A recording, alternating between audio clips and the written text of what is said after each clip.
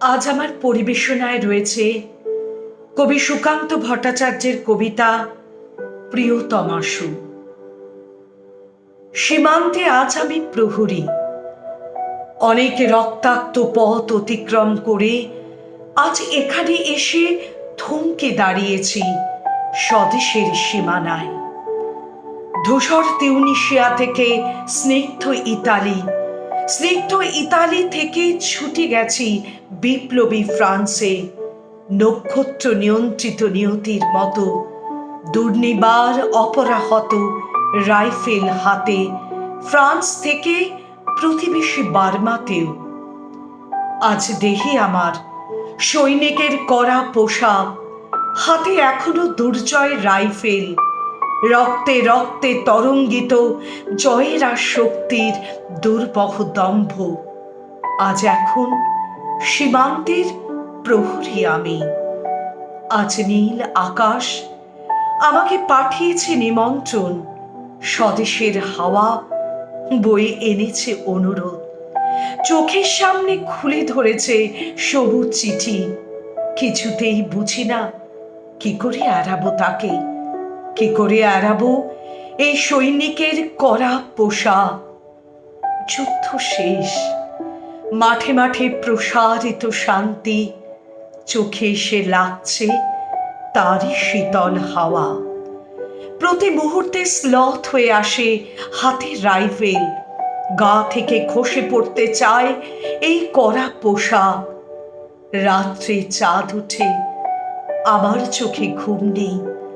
তোমাকে ভেবেছি কতদিন, কত শত্রুর পদক্ষেপ শোনার প্রতীক্ষার অবসরে, কত গোলাপ ফাটার মুহূর্তে, কতবার অবাধ্য হয়েছে মন যুদ্ধ জয়ের ফাঁকে ফাঁকে, কতবার হৃদয় চলেছে অনুশোচনার অঙ্গারে তোমার আর তোমাদের ভাবনায়।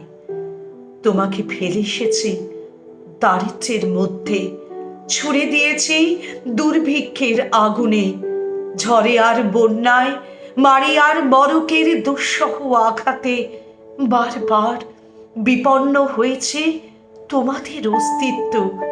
আর আমি ছুটে গেছি এক যুদ্ধক্ষেত্র থেকে আরেক যুদ্ধক্ষেত্রে। জানি না আজও আছো কি নেই, দুর্ভিক্ষে ফাঁকা আর বন্যায় তলিয়ে গেছে কিনা ফিটে, জানি না তা। তবু লিখছি তোমাকে আজ, লিখছি আত্মম্ভর আশায়।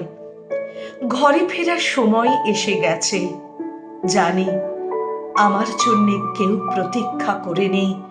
মালা আর পতাকায় প্রদীপে আর মঙ্গল ঘটে, জানি সংবর্ধনা রটবে না লোকমুখে, মিলিত খুশিতে মিলবে না বীরত্বের পুরস্কার।